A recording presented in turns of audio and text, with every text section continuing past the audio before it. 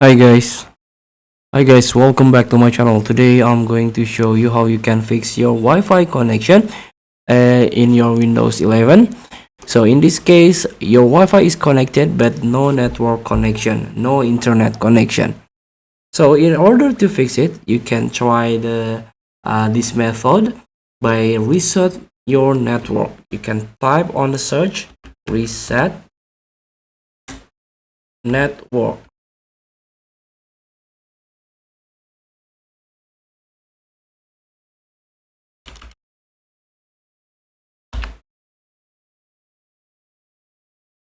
So here, go to start menu, setting, network and internet, advanced network setting and network reset. So you can try to type network reset. Here you go.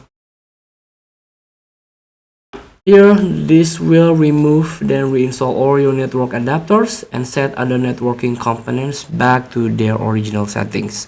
You might need to reinstall other networking software afterwards, such as VPN client software or virtual switches. Here, just one click and your network will be reset.